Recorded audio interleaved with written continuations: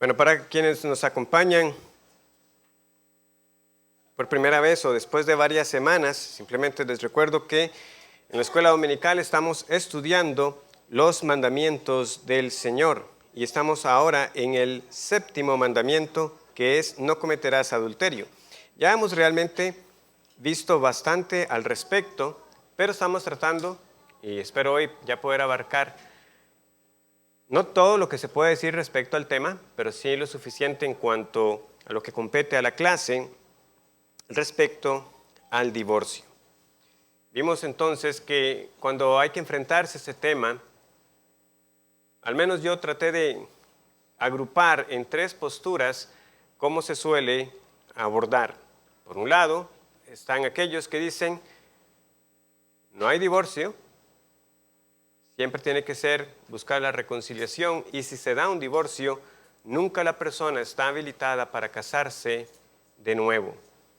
Luego vimos que están aquellos que entienden que en Mateo 19:9 el Señor está dando una cláusula, una condición en la cual quien se divorcia pudiera casarse nuevamente, y esta razón es por causa de fornicación. La palabra ahí es porneia.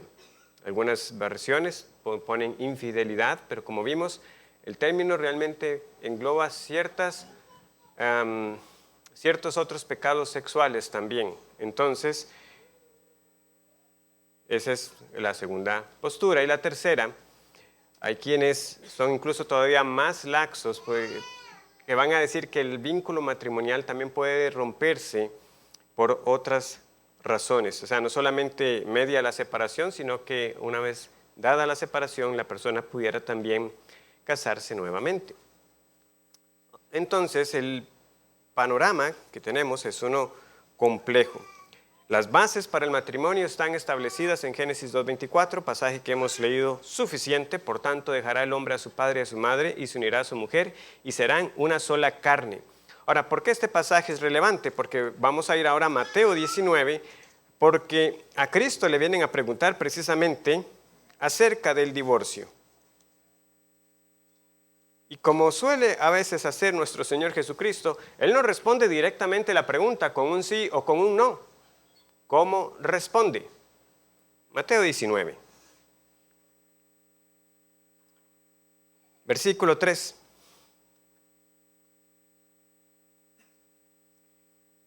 Entonces,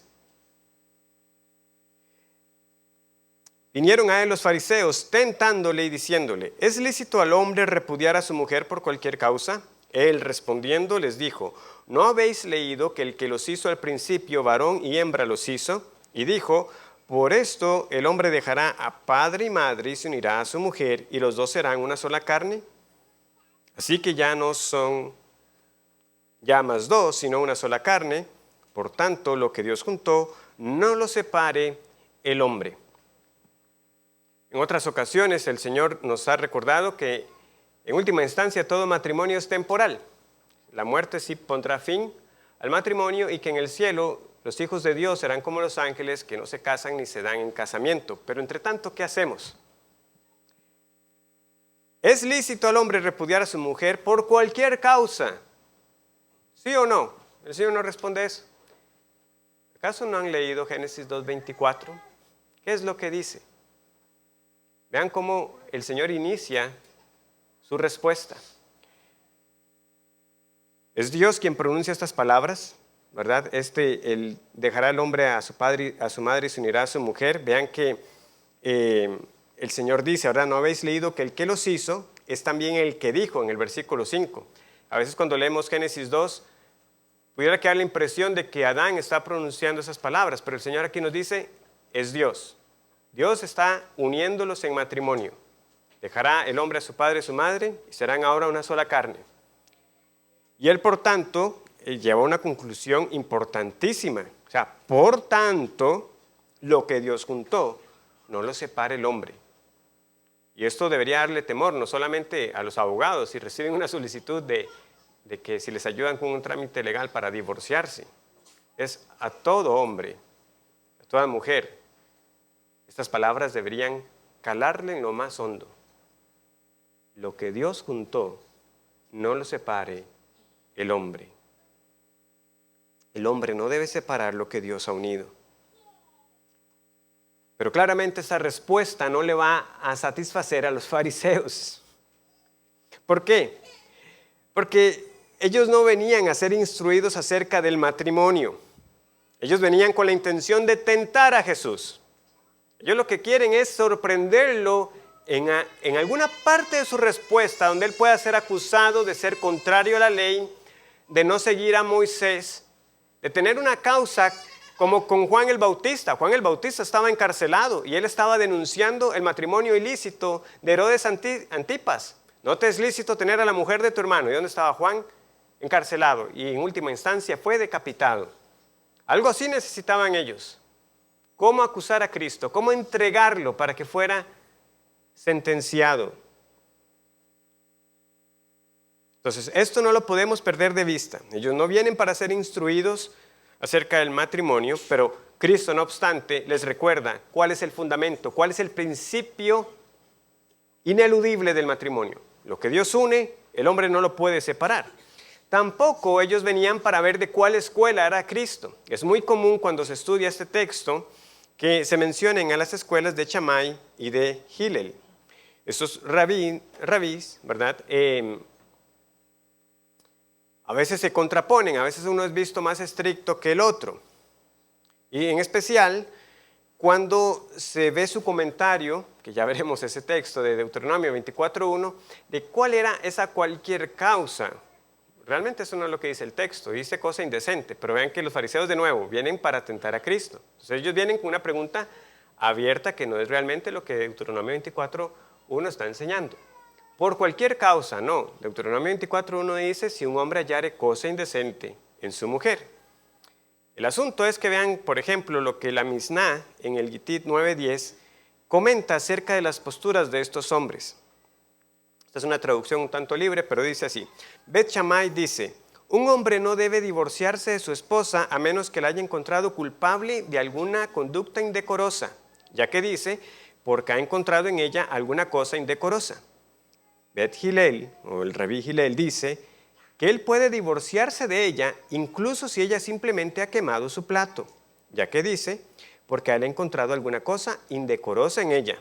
Y luego sale otro tercer rabí. Rabí Akiva dice, él puede divorciarse de ella incluso si encuentra a otra mujer más hermosa que ella, ya que dice, sucede si ella no encuentra favor en sus ojos. Entonces, eso como un elemento circunstancial, saber de que iban rondando diferentes posturas por ahí, pues sí, puede tener algún valor, obviamente, al estudiar el pasaje. Pero de nuevo, los fariseos no vienen para indagar, ¿y qué dice la escuela de Cristo? Es encontrar una falta en su enseñanza. Por eso ellos replican, por cualquier causa, al inicio, marido y mujer, y lo que Dios unió no lo separe el hombre. Muy bien, pero versículo 7. Le dijeron, ¿por qué pues mandó Moisés dar carta de divorcio y repudiarla? Lo que Dios juntó que no lo separe el hombre, pero si usted va a la ley, ahí tenemos permiso. Él les dijo, por la dureza de vuestro corazón os permitió repudiar a vuestras mujeres. Pero de nuevo, más al principio no fue así. Y yo os digo que cualquiera que repudia a su mujer, salvo por causa de fornicación. Y bueno, ya les mencioné que algunos dirán, la palabra causa no está ahí, ¿saben? A no ser por fornicación. Y se casa con otra, adultera. Y el que se casa con la repudiada, adultera. Y así es como llegamos a Mateo 19:9. Es el pasaje quizás más crucial acerca de este tema. Así otros hombres lo han calificado, John Murray, por ejemplo. ¿Por qué? Porque él dice, aquí tenemos la combinación de dos cláusulas, de dos elementos unidos por esta cláusula. Por un lado, tenemos el hecho del divorcio, pero también el elemento del recasamiento para la parte ofendida. Hay pasajes similares a Mateo 19:9, sí, pero cada uno tiene un matiz diferente. Vean, hagamos el siguiente ejercicio. Vamos a Mateo 5:32. Eso nos ayudará a entender por qué es que Mateo 19:9 ocupa generalmente como ese primer lugar. Mateo 5:32.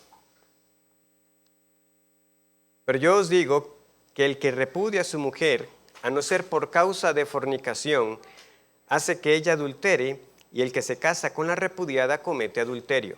Tenemos la cláusula, a no ser por fornicación, pero no se nos dice nada acerca de la potestad del marido o del ahora ex marido para volver a casarse.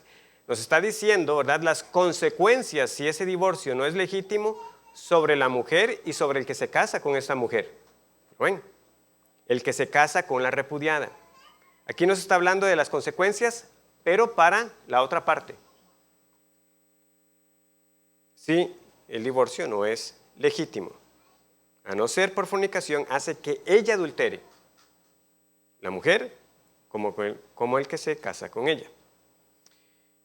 Marcos 10, 11 y 12. Evangelio de Marcos 10, 11 y 12.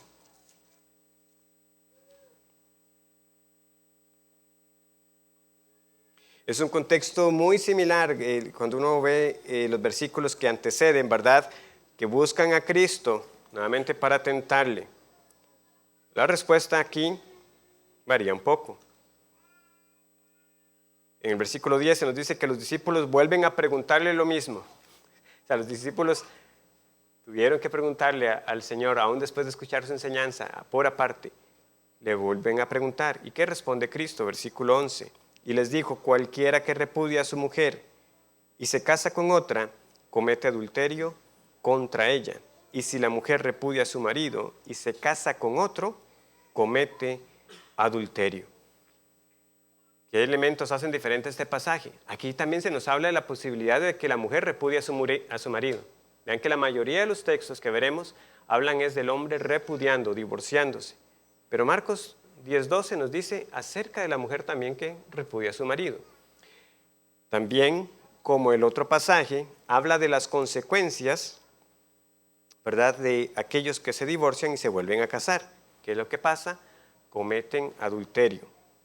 Pero vean que aquí ahora está sobre la parte que repudió. ¿Lo notan? Aquí el que repudió, si se vuelve a casar, es ahora el que comete adulterio. Mateo 5:32 nos está hablando de la parte que fue repudiada. Aquí es el que inicia el repudio y se casa. También comete adulterio. No hay ninguna cláusula acá. Esto entonces ya de entrada nos tiene que hacer ver a nosotros la necesidad de volver a ese principio básico de estudiar las Escrituras, de compararlas unas a otras.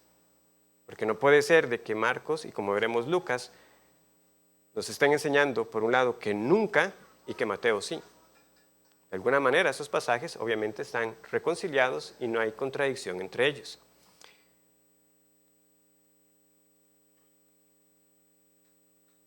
Entonces, sabiendo esto, que las Escrituras se interpretan a sí mismas, Marcos 10, 11 y 12, o es una prohibición tajante al divorcio, o es una afirmación que sin una razón lícita, todo recasamiento es adulterio. Lucas 16, 18. Lucas 16, 18 es un solo versículo que tenemos acá. No se nos da todo el escenario de que vengan a preguntarle a Cristo. Y leemos lo siguiente. Todo el que repudia a su mujer y se casa con otra adultera. Y el que se casa con la repudiada del marido adultera. Aquí todos adulteran. Entonces, son como esos matices, ¿verdad? Entonces vemos el peso de Mateo 19:9, porque ahora este texto nos está diciendo, ¿verdad?, cuando colocamos estos pasajes que parecieran ser prohibiciones absolutas, llegamos a Mateo 19:9, que nos parece dar una cláusula de excepción. O no hay cláusula ahí y de alguna forma tenemos que interpretar ese a no ser, de alguna manera que no es una excepción, o que sí lo es, y por lo tanto, en estos pasajes simplemente el Señor está dando por sobreentendido que salvo lo que ya Él enseñó en Mateo 19:9, toda otra forma de divorcio y recasamiento sería pecaminoso. Entonces, los fariseos saben lo que la ley permitía. Y ellos tenían varios casos en la Torá que saben que podían impedir un matrimonio o que lo podían disolver. Por ejemplo, Éxodo capítulo 20, versículos 16 y 17, nos da este caso. Si alguno engañare a una doncella que no fuere desposada y durmiere con ella, deberá dotarla y tomarla por mujer. Si su padre no quisiere dársela, él le pesará plata conforme a la dote de las vírgenes. No se nos dice acerca de la condición marital de este hombre. Es decir, pudiera suponerse que si este hombre estaba casado, para este hombre esto sería adulterio, y si era sorprendido tendría que haber muerto, pero realmente no se nos está diciendo eso, y sería una conjetura indicar para nosotros de que este hombre que engañó a esta doncella fue siempre un hombre soltero, y que si estaba casado tenía que ser sentenciado. Porque, como vamos a ver en Deuteronomio 22, que es mucho más amplio en este tipo de casos, lo que suele pesar para determinar quién o quiénes morían es la condición civil de la mujer. Entonces vamos a ir a Deuteronomio 22. Deuteronomio 22, 13 al 30.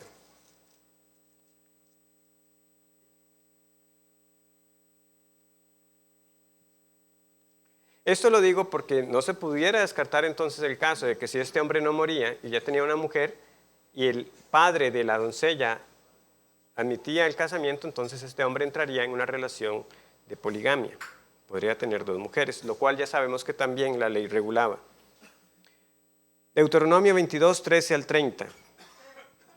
Cuando alguno tomare mujer y después de haberse llegado a ella la aborreciere y le atribuyere faltas que den que hablar y dijere, a esta mujer tomé y me llegué a ella y no la hallé virgen, entonces el padre de la joven y su madre tomarán y sacarán las señales de la virginidad de la doncella a los ancianos de la ciudad en la puerta. Y dirá el padre de la joven a los ancianos, yo di mi hija a este hombre por mujer y él aborrece. Y aquí él le atribuye faltas que dan que hablar, diciendo, no he hallado virgen a tu hija, pero ved aquí las señales de la virginidad de mi hija. Y extenderán la vestidura delante de los ancianos de la ciudad. Entonces los ancianos de la ciudad tomarán al hombre y lo castigarán, y le multarán en 100 piezas de plata, las cuales darán al padre de la joven por cuanto esparció mala fama sobre una virgen de Israel, y la tendrá por mujer. Vean lo que dice. Y no podrá despedirla en todos sus días. Mas si resultare ser verdad que no se halló virginidad en la joven, entonces la sacarán a la puerta de la casa de su padre y la apedrearán los hombres de su ciudad, y morirá, por cuanto hizo vileza en Israel, fornicando en casa de su padre. Así quitarás el mal de en medio de ti. Si fuere sorprendido alguno acostado con una mujer casada con marido, aquí ya el cambio, ¿verdad? Primero, aquella mujer no tenía, en Éxodo 22 no tenía ningún compromiso previo. Pero si aquí es sorprendido alguno acostado con una mujer casada con marido, ambos morirán, el hombre que se acostó con la mujer y la mujer también, así quitarás el mal de Israel. Si hubiere una muchacha virgen desposada con alguno, esto es un compromiso, ¿verdad? Ya se sabe que se va a casar con alguien, y alguno la hallare en la ciudad y se acostare con ella, entonces los sacaréis a ambos a la puerta de la ciudad y los apedrearéis y morirán, la joven porque no dio voces en la ciudad y el hombre porque humilló a la mujer de su prójimo. Así quitarás el mal de en medio de ti. Mas si un hombre hallare en el campo a la joven desposada y la forzare a aquel hombre, acostándose con ella, morirá solamente el hombre que se acostó con ella. Mas a la joven no le harás nada, no hay en ella culpa de muerte, pues como cuando alguno se levanta contra su prójimo y le quita la vida, así es en este caso. Porque él halló en el campo, dio voces la joven desposada, y no hubo quien la librase. Es decir, no hubo consentimiento. ¿Quién muere? Solamente el hombre, pero es una mujer que no estaba desposada. Es una mujer que estaba desposada. Versículo 28, cuando algún hombre hallare a una joven virgen que no fuere desposada y la tomare y se acostare con ella, similar a Éxodo 22, y fueren descubiertos, entonces el padre que se acostó, y fueren descubiertos, entonces el hombre que se acostó con ella dará al padre de la joven 50 piezas de plata, y ella será su mujer, por cuanto la humilló, no la podrá despedir en todos sus días. Como vimos, ¿verdad? En Éxodo se nos dice que el padre, ¿verdad?, podía tener la potestad de decir, no la voy a dar, en este caso. que es una ampliación. Perdón, y lo que leíamos era Éxodo 20, 16 y 17. Ok, entonces, vemos los diferentes escenarios. En 2 ocasiones se enfatiza, el hombre no puede despedir a la mujer en todos sus días. Se pudiera decir de que es algo redundante, si de por sí no debía divorciarse, pero se está enfatizando, ¿verdad?, para que ese hombre tuviera claro que no estuviera buscando cómo librarse de esta mujer a la que ya no quiere tener. Hay 2 casos en que mueren ambos. En un caso, solo la mujer, cuando habiéndose casado no puede demostrar que se casó virgen. En un caso, solo el hombre, cuando la mujer pide ayuda. Y por ende, aquí el hombre y el acto de violación se equipara con ser un homicida y por tanto sujeto a la pena capital. Y finalmente, como ya leímos en Éxodo, tenemos un caso donde ninguno muere, ¿verdad? Entonces, alguien pudiera replicar, sí, Ronnie, eso no es exactamente lo que los fariseos están preguntando. Yo simplemente estoy dando todo el trasfondo de todos los casos, ¿verdad?, que estos hombres debían manejar, porque esa mujer no estaba casada. Es posible, y esta pregunta es importantísima, porque aquellos que quieren argumentar porque nunca se puede divorciar y si se divorcia nunca se puede recasar, dicen, es que los adúlteros siempre morían. Entonces, pudiéramos nosotros encontrar un caso de una mujer casada que adultere y no muera. Vamos a número 5.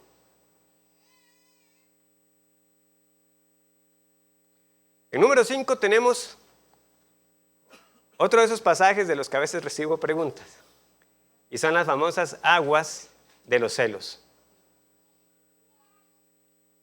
Un hombre sospecha de que su mujer le está siendo infiel, pero no tiene pruebas, no hubo testigos, no ha sido sorprendida en el acto. ¿Qué puede hacer este hombre? Bueno, según número 5, este hombre puede ir con el sacerdote. ¿Y qué hacía?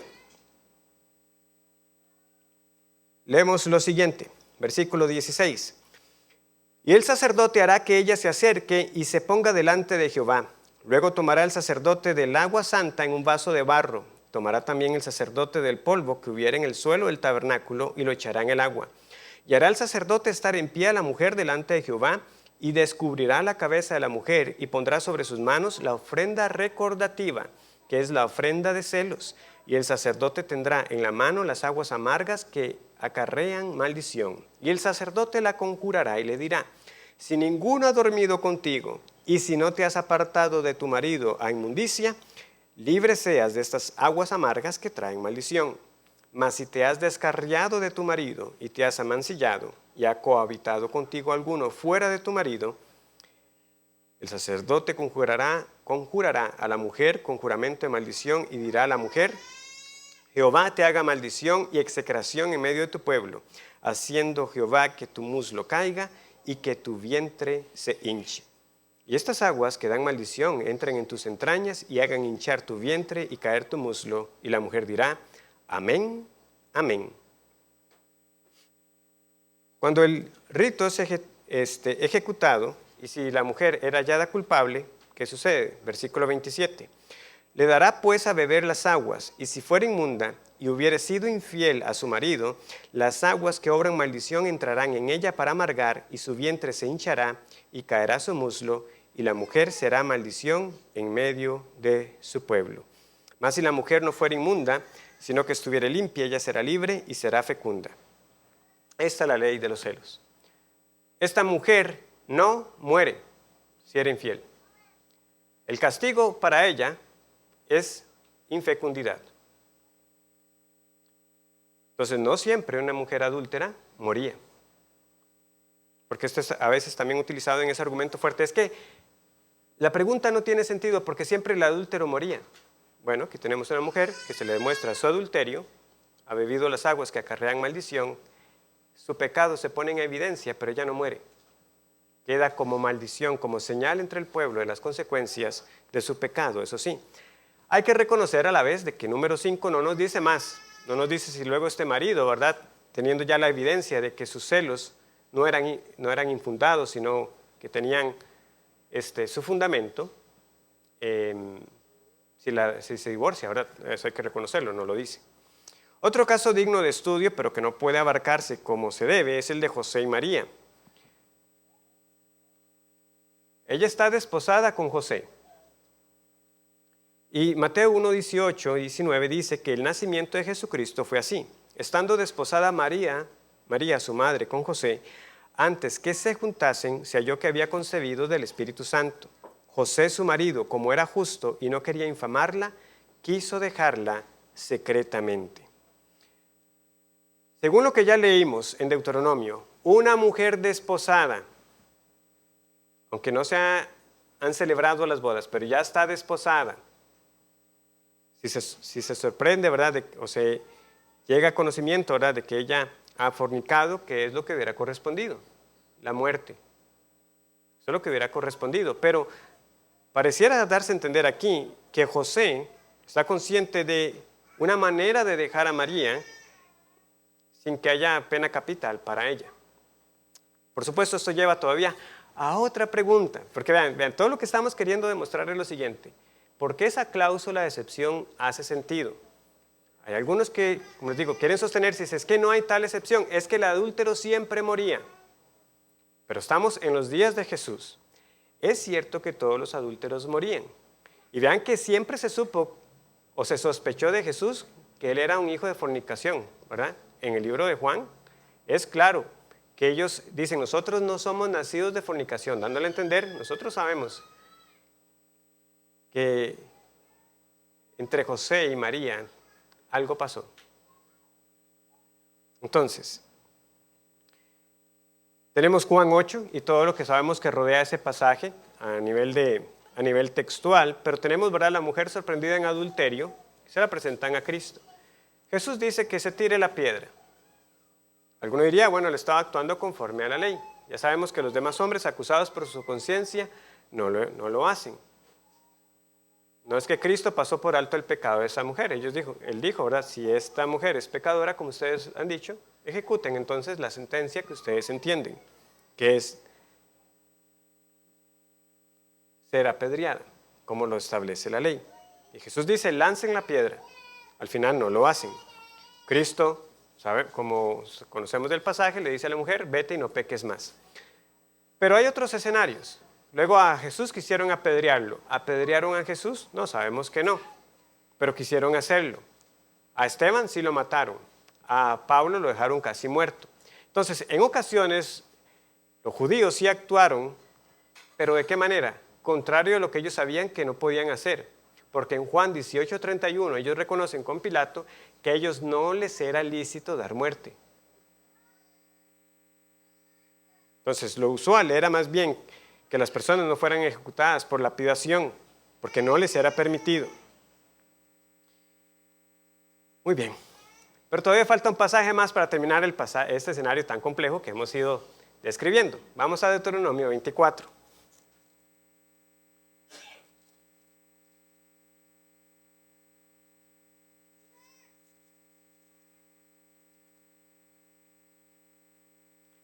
Bueno, ya vimos el comentario, ¿verdad?, de Gil, el Chamá y el otro era Abicá, ¿verdad?, acerca de esto. ¿Qué es lo que dice? Deuteronomio 24. Cuando alguno tomare mujer y se casare con ella, y si no le agradare por haber hallado en ella alguna cosa indecente, le escribirá carta de divorcio y se la entregará en su mano y la despedirá de su casa. Y salida de su casa podrá ir y casarse con otro hombre. Pero si la aborreciere este último y le escribiere carta de divorcio y se la entregare en su mano y la despidiere de su casa, o si hubiere muerto el postrer hombre que la tomó por mujer, no podrá su primer marido, que la despidió, volverla a tomar para que sea su mujer, después de que fue envilecida, porque es abominación delante de Jehová, y no has de pervertir la tierra que Jehová tu Dios te da por heredad. Vean, este pasaje también da mucho de qué hablar. Vean que incluso cuando esta mujer que está en la libertad de casarse, ese segundo marido muere, o sea, no es causa de infidelidad. Y aún así, el primer marido no puede venir y tomarla nuevamente por mujer. Ahora, el meollo del asunto no va tanto por ahí, sino por esa primera expresión. Si no le agradare por haber hallado en ella alguna cosa indecente. ¿Qué es esa cosa indecente? ¿Qué es esa cosa indecente? Ya leímos 2 capítulos atrás, en Deuteronomio 22, que si este hombre sospecha que es que su mujer, cuando se casó con ella, no es virgen, él ya tenía un mecanismo, ¿verdad? Él ya podía ir a sus padres y decir, esta mujer no es virgen, y los padres sacaban la prenda. Entonces, esta ya era cosa indecente, no podría tratarse de eso porque ya tenía algo que la ley también regulaba.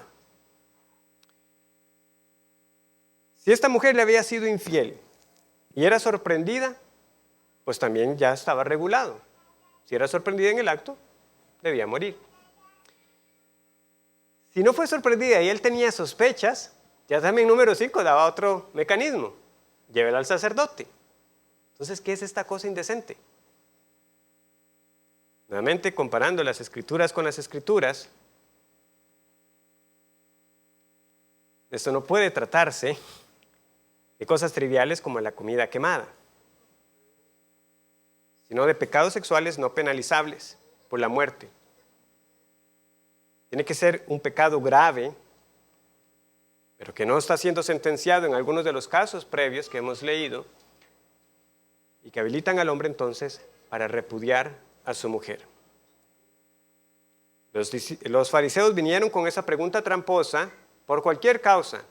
Cristo está definiéndonos a nosotros, no es cualquier causa, la cosa indecente, tienen que ser pecados de naturaleza sexual, a no ser por fornicación.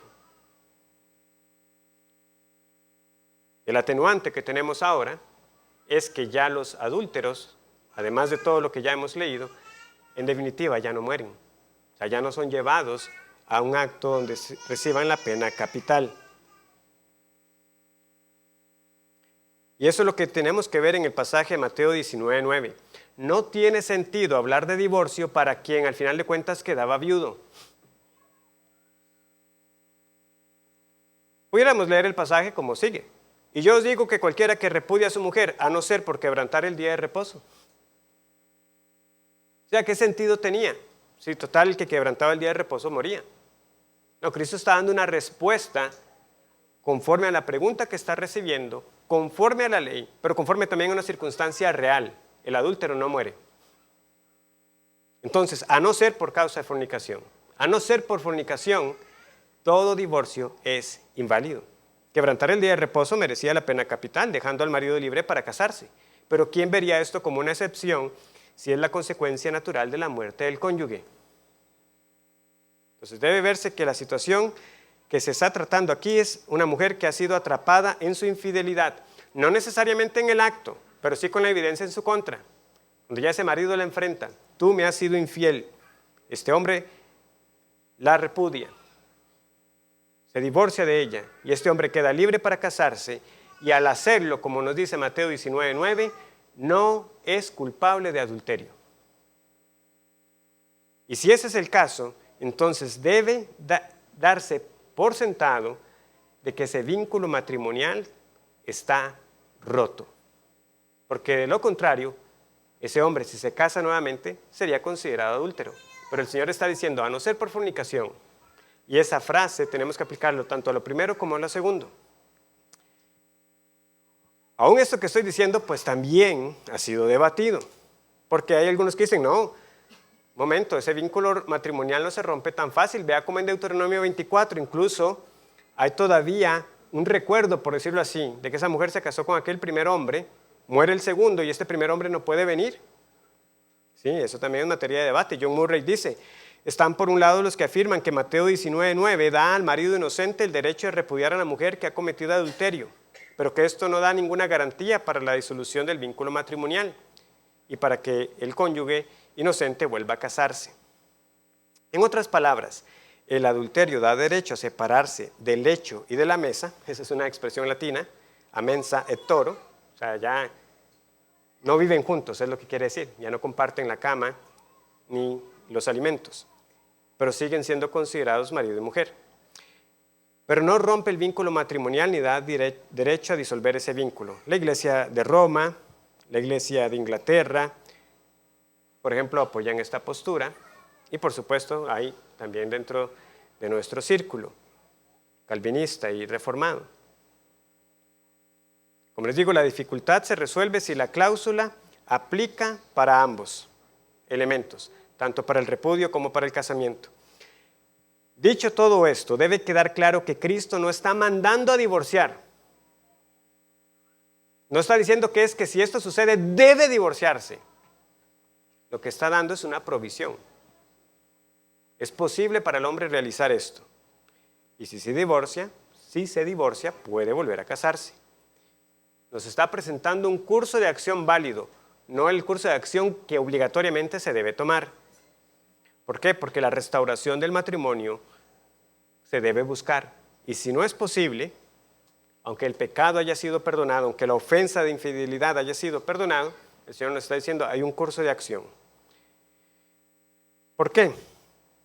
¿Por qué tiene que ser así? Bueno, porque con frecuencia el divorciado querrá casarse de nuevo. ¿Cómo lo sabemos? Bueno, por el simple hecho de que ya se había casado. El hecho de que ya se casó quiere decir que no tenía el don de continencia. Se casó una vez, seguramente querrá hacerlo otra vez. Pero Deuteronomio 24 está poniéndole un freno a que simplemente todo el mundo se esté casando y recasando como si nada. Y la respuesta de Cristo también le está poniendo un freno tajante, salvo una condición muy específica que debe cumplirse. Y si queremos más todavía, hay más. 1 Corintios 7. Yo quiero terminar hoy porque qué tema más pesado y más denso. Quiero pasar ya a otro mandamiento. Entonces, 1 Corintios 7 nos está hablando a nosotros de causas de separación. ¿Pero qué nos dice? Versículos 10 y 11. Pero a los que están unidos en matrimonio mando, no yo sino el Señor, que la mujer no se separe del marido. Y lean bien, y si se separa, quédese sin casar. O reconcíliese con su marido y que el marido no abandone a su mujer. Los que dicen, ven, no hay cláusula de excepción, porque si lo hubiera, Pablo lo hubiera mencionado aquí. Entonces, nunca se puede divorciar. Separación quizás, pero siempre se tiene que buscar la reconciliación. O, entendiendo escrituras con escrituras, podríamos decir nosotros, Pablo no lo menciona porque ya es conocido. Pablo no está mencionando lo que ya Cristo enseñó. Él está diciendo, el principio general es este. El que se casa, se casó. Y debe ser para toda la vida. Ya el Señor nos dio una excepción. Ahora yo vengo a abordarles un caso que no está explícitamente en las enseñanzas de Cristo. Un matrimonio mixto, un creyente con un incrédulo. ¿Cómo puede darse eso? Bueno, de muchas maneras. Se casaron creyentes, uno es puesto en disciplina, es comulgado. Ahora quedó un creyente con un incrédulo. Los dos eran incrédulos. Cuando se casaron, el Señor salva a uno. Dos maneras en que eso pudiera darse. ¿Qué pasa? Ahora el incrédulo ya no quiere. Si no quiere, ¿qué dice Pablo? Tenemos el versículo 15, pero si el incrédulo se separa, sepárese, pues no está el hermano o la hermana sujeto a servidumbre en semejante caso, sino que a paz os llamó Dios. La pregunta que alguno pudiera hacerse, bueno, ¿y esta separación de la que está hablando Pablo aquí, habilita? No, no debería habilitar, porque ya el Señor nos dio la única causa. Está de separación, pero quedarse sin casar, salvo que luego haya adulterio comprobado. Pero mientras el incrédulo consienta, no hay razón para la separación. Pero si no es así, se quiere ir, que se vaya. El creyente es libre para permanecer separado hasta que esta parte incrédula fallezca o comprobándose su infidelidad posterior, pudiera entonces habilitar al creyente para las nuevas nupcias. Como me decía alguien cuando hablábamos de ese tema el domingo pasado, posterior al culto, es que sí, pareciera que lo mejor es no casarse. Bueno, sí, esa es la respuesta de los discípulos en Mateo 19:10. Y si esa es la condición del hombre, mejor no casarse. Pero ¿qué es lo que pasa? ¿Qué es lo que nos dice el Señor Jesucristo? No a todos les es dado. Entonces estamos como dicen, con el juego bloqueado. Usted viene y estudia el tema, dice, ¿qué serio es casarse? Creo que mejor no hacerlo, pero usted en el fondo quiere casarse. Y si lo hace, entonces debe entender lo serio que es delante del Señor. Es muy serio. No todos tienen el don de la continencia. Y Génesis 2:24, entonces nos establece ese principio que debería ser y el que deberíamos anhelar siempre. Hasta que la muerte nos separe. Pero no siempre es así. Tenemos que abordar esto porque casos así se han dado y se darán. quisiera uno decir, ¿para qué hablar de estos temas? ¿Por qué hablar del divorcio en contexto de una iglesia creyente donde todos supuestamente se casan en el Señor? Adelanto un poco la conclusión porque ya definitivamente no me dio tiempo de terminar hoy. Porque la misma condición del hombre sigue permaneciendo, hermanos y amigos, por la dureza de vuestros corazones. No solo los israelitas eran duros de corazón, ustedes y yo somos duros de corazón. Y seguimos afrentando el santo matrimonio como Dios lo estableció. Y cuando el pecado viene, tenemos que responder al pecado de la mejor manera que podamos, según nuestro entendimiento, a la luz de la palabra del Señor. Sé que esto pudo contestar preguntas, como también pudieron surgir más, entonces me las hacen llegar. Que el Señor les bendiga, pueden pasar por su refrigerio y buscar a sus hijos.